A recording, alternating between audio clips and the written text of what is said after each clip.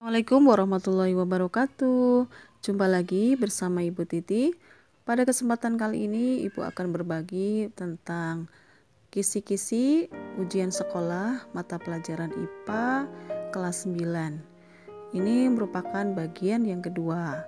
Baiklah, langsung saja kita mulai ya. Baik ya, kita akan membahasnya dari nomor 21 karena ini adalah kisi-kisi ujian sekolah bagian yang kedua. Baik, perhatikan tabel mengenai organ reproduksi di bawah ini. Pasangan nama organ beserta fungsinya yang benar adalah kita bahas satu-satu. Testis. Testis ini fungsinya sebagai tempat menghasilkan sel sperma. Kemudian epididymis ini fungsinya sebagai tempat pematangan sel sperma. Vesicula seminalis adalah organ yang menghasilkan cairan yang bersifat basah, sedangkan uretra ini sebagai saluran sperma. Kita cek ya. Satu pasangannya B, 1B. Nah, ini sudah betul. Jadi jawabannya yang tepat adalah A. Lanjut nomor 22. Perhatikan gambar organ reproduksi perempuan.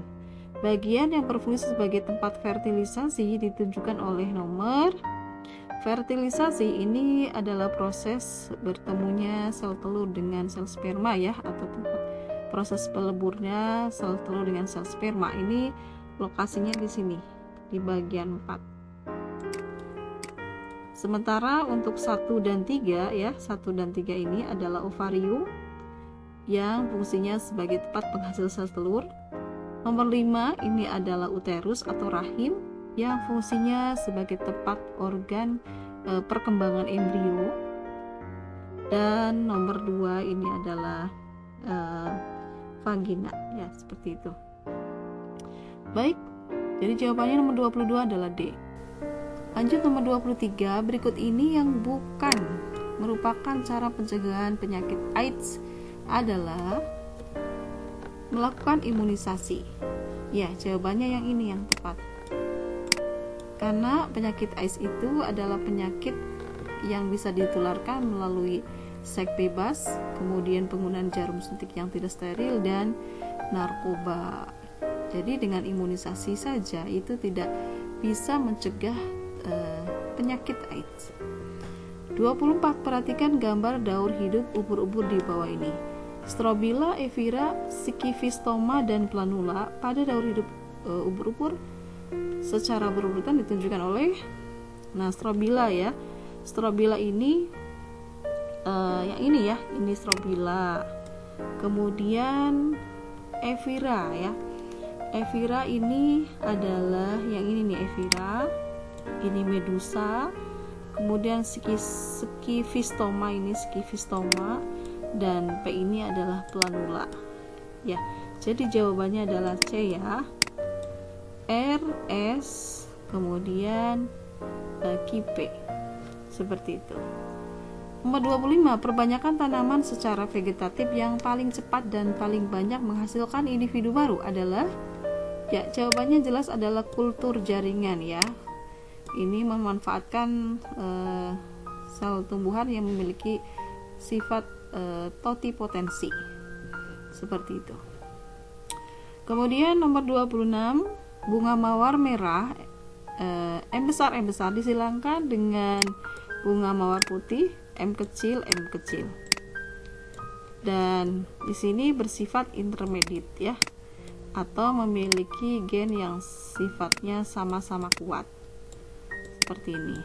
Ya, maka keturunan pertama ya dari persilangan tersebut adalah, nah ini gametnya M besar, nah ini juga M kecil. Maka keturunannya adalah M besar, M kecil secara genotip. Nah, karena sama-sama kuat, M besar, M kecil ini secara fenotip bersifat atau dibacanya merah muda ya, merah muda. Jadi 100% ini keturunan pertamanya adalah merah muda karena sama-sama kuat alias intermediate. Baik, nomor 27. Seorang wanita bergolongan darah AB menikah dengan laki-laki bergolongan darah B.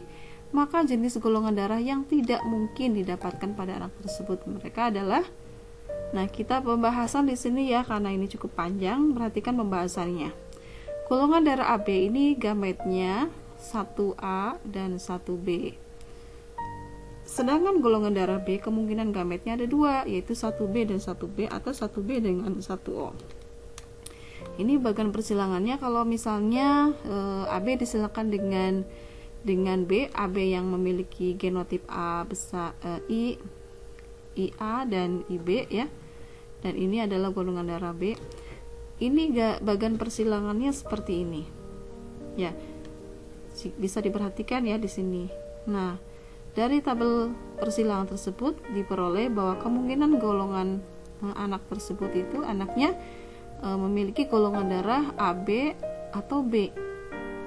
Dari sini. Nah, ini AB ya, AB 50% dan golongan darah B 50%. Kemudian jika parentalnya adalah seperti ini, IA, IB dan IBIO, ini golongan darah AB, ini golongan darah B, AB ini B ya. Tabel persilangannya bisa dilihat di sini seperti ini. Nah, maka kemungkinan anak bergolongan darah adalah AB ya, AB, kemudian A atau golongan darahnya B. Nah, ini B. 25% AB, kemudian 25% A dan 50% golongan darah B. Sehingga di sini yang tidak mungkin adalah anak tersebut anaknya tidak ada yang golongan darahnya yang B. Seperti ini. Kita lanjut nomor 28. Perhatikan gambar penggaris plastik digosok kain wol. Setelah penggaris plastik digosok dengan kain wol, maka aliran elektron dan muatan yang terjadi pada penggaris plastik adalah ya, penggaris plastik ini akan menjadi bermuatan negatif ya. Jadi bermuatan negatif karena menerima elektron dari kain wol ini pindah ke penggaris plastik, sehingga penggaris plastik ini menjadi bermuatan negatif, sementara kain wol ini kehilangan elektron, dia akan bermuatan positif. Lanjut nomor 29. Teknologi berikut yang sistem kerjanya memanfaatkan konsep listrik statis adalah ya, jawabannya yang tepat adalah pengedap elektrostatis dan mesin fotokopi. 30. Perhatikan tabel berikut ini. Ini adalah tabel berbagai peran listrik yang digunakan pada sebuah ruang kelas. Jika harga listrik tiap kWh-nya adalah Rp385, maka biaya listrik yang harus dibayarkan untuk kelas tersebut selama 1 bulan. 1 bulan itu misalnya dirata-ratakan 30 hari. Nah, perhitungannya karena sangat panjang, ini Ibu sudah buatkan kotretannya ya. Kita hitung energi yang dikeluarkan ya setiap alat. Misalnya ini 4 buat lampu, kemudian kalikan daya, kalikan jam, maka didapat 244 watt hours. Kemudian untuk AC segini 2700, tinggal kali-kalikan ya, nanti akan diperoleh seperti ini. Kemudian LCD ini 600, kemudian komputer 2100. Kemudian kita jumlahkan, ditambahkan ya seluruh alat-alat yang telah digunakan. Hasilnya 5640 watt hours. Kemudian kita ubah menjadi kWh dengan membaginya 1000. 5640 dibagi 1000 hasilnya 5,64 kWh. Maka biaya yang harus dikeluarkan adalah jumlah total energi yang dikeluarkan setiap alat tersebut kalikan 30 hari karena selama sebulan, kemudian kali harga tiap kWh, maka didapat hasilnya adalah 65.000 ya, 65.142 rupiah ini. Oke ya, selanjutnya nomor 31. Berikut ini cara untuk menghemat penggunaan listrik di rumah kecuali ya, yang betul adalah menggunakan lampu pijar. Lampu pijar ini menghasilkan atau membutuhkan daya yang besar. Selain itu juga lampu pijar ini energi yang listrik itu tidak dirubah semuanya menjadi energi cahaya, tetapi ada yang diubah juga menjadi energi panas. Jadi tidak tidak dianjurkan untuk menghemat listrik, itu lebih baik disarankan menggunakan lampu LED ya, seperti itu. Kemudian nomor 32, 3 lampu identik dihubungkan dengan sebuah baterai seperti pada gambar. Arah panah menunjukkan arus listrik. Pernyataan yang benar adalah ya, arus pada lampu 2 di sini sama dengan arus pada lampu 1. Ini sama dengan ini. Kenapa? Karena ini disusun secara seri ya, sehingga arusnya sama.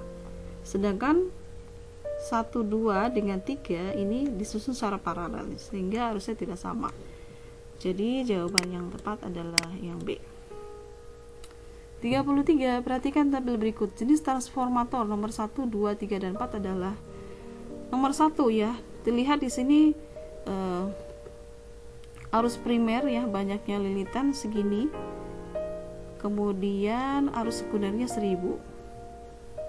Perhatikan ya, besar tegangannya kalau yang primer per 400, yang sekunder 10.000. Berarti di sini adalah termasuk transformator step up. Ya, step up karena ada kenaikan tegangan. Step up itu adalah transformator yang dipakai untuk menaikkan tegangan. Ya. Kemudian yang 2 di sini banyaknya lilitan. Kalau yang primer 400, kalau yang sekunder 40. Tegangannya kalau yang primer 200, yang sekundernya 20. Berarti di sini turun tegangannya. Maka di sini disebut sebagai trafo step down ya, karena tegangannya turun. Kemudian yang 3. Kita lihat dari besar tegangannya ya, asalnya 240 menjadi 6. Berarti di sini ada penurunan tegangan, maka disebut sebagai trafo step down karena tegangannya turun. Kemudian yang keempat di sini besar tegangannya asalnya 500, kemudian di sekundernya ini menjadi 3750, maka ini disebut sebagai trafo step up karena tegangannya mengalami kenaikan ya, trafo step up. Sehingga jawaban yang tepat kita lihat step up, step down, step down. Nah, ini jawabannya yang tepat adalah yang D. Gitu ya. Kita lanjut nomor 34. Berikut ini pernyataan yang tepat mengenai hewan yang memanfaatkan magnet bumi kecuali. Kita cek, burung layang-layang bermigrasi untuk menghindari musim dingin. Betul ini. Ikan salmon bermigrasi ke air tawar untuk berkembang biak. Betul. Lobster duri melakukan migrasi setiap akhir musim gugur. Betul. Penyu bermigrasi ke pantai timur Florida secara berkelompok. Nah, ini yang tidak betul karena penyu itu ketika bermigrasi dilakukan secara individu atau sendiri-sendiri. Lanjut nomor 35. Perhatikan gambar berikut ini. Jadi kutub K dan L yang dihasilkan sesuai percobaan tersebut adalah ini membuat magnet dengan cara elektromagnetik ya. Nah, kita tentukan dulu kutub-kutubnya. Ini kutub positif ya, sehingga arus listrik akan mengalir ke sini. Maka ketika di lilitan ini dia arahnya ke turun. Selanjutnya kita menggunakan kaidah tangan kanan. Kita letakkan di sini tangan kanan kita menggenggam ya, 4 jari kita menggenggam yang arahnya ke bawah, maka jempol ada di sebelah sini. Nah, jempol ini menunjukkan arah kutub utara, maka di sini juga kutub selatan. Karena di sini kutub selatan, maka di sini menjadi kutub utara karena berlawanan, dan ini kutub selatan. Nah, kita cek ya. K dan L. KL berarti selatan dan utara. Nah, selatan dan utara yang ini. Kita lihat karena di sini kita menggunakan besi ya. Besi ini kalau dibuat magnet akan sifatnya sementara. Beda kalau baja akan menjadi sifat magnetnya permanen. Jadi jawaban yang tepat adalah yang D. Selanjutnya 36. Perhatikan pernyataan di bawah ini. Manakah dari pernyataan tersebut yang merupakan penerapan bioteknologi modern di bidang pangan yang mendukung kelangsungan hidup? Di bidang pangan ini Berarti kita cek ya satu-satu. Bioteknologi modern ya. Kalau yang satu ini adalah konvensional, berarti ini bukan. Nomor 2 ini sudah menggunakan modern ya, bioteknologi modern. Ini nomor 3 ini konvensional, yogurt karena memanfaatkan bakteri, memanfaatkan mikroorganisme. Dan 4 ya, teknik hipofisasi pada ikan. Ini ya jawabannya 2 dan 4 karena sudah modern di bidang pangan. Kalau 1 dan 3 ini di bidang pangan tapi masih konvensional, cara-caranya masih sederhana.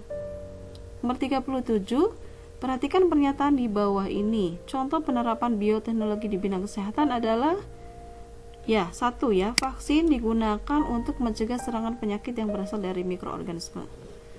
Oke ya. Kalau nomor 2 ini di bidang pangan ya, nomor 2 di bidang pangan. Transplantasi inti adalah pemindahan inti dari satu sel ke sel yang lain. Ya, kemudian bioremediasi ini dalam bidang lingkungan. Jadi yang tepat itu yang A ya jawabannya. Oke, 38, segelas susu dibiarkan di atas meja. Ternyata keesokan harinya telah menjadi masam. Masamnya susu tersebut ternyata termasuk sifat kimia ya, sifat kimia karena terbentuk zat baru yang rasanya masam. Oke, 39. Perhatikan gambar lapisan tanah berikut ini.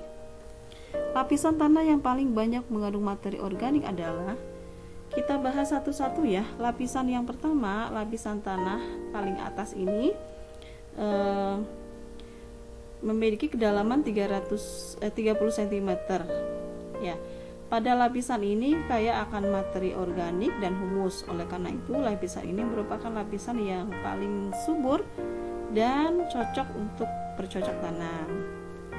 Kemudian di bawahnya ada lapisan tanah tengah ya. Lapisan ini memiliki ketebalan 50 cm sampai 1 meter. Lapisan ini terdiri atas tanah liat dan memiliki warna yang lebih cerah dari lapisan yang ini, yang atas. Kemudian lapisan yang di bawahnya lagi, lapisan C, ini disebut lapisan tanah bawah, terdiri dari batuan yang sudah melapuh dan batuan tanah liat yang mengendap. Lapisan ini berada cukup dalam dan jarang dapat ditembus akar tanaman. Terakhir, lapisan yang paling bawah ini adalah lapisan D. Lapisan ini merupakan lapisan terdalam dan tersusun dari batuan yang padat. Jadi jawaban yang tepat yang mengandung materi organik adalah lapisan yang A. Nomor terakhir, keunggulan dari penggunaan panel surya untuk menghasilkan energi listrik adalah sebagai berikut. 1. Tidak menghasilkan gas SO, mudah dipasang dan dikembangkan. 3. Tidak menghasilkan emisi rumah kaca. 4. Menghasilkan listrik meskipun di malam hari. Jawaban yang tepat adalah 1, 2, dan 3. Ya, karena ini menggunakan panel surya, jadi dia memanfaatkan energi matahari. Kalau malam hari tidak ada ya. Demikian pembahasan mengenai soal-soal ujian sekolah mata pelajaran IPA. Mudah-mudahan bermanfaat. Assalamualaikum warahmatullahi wabarakatuh.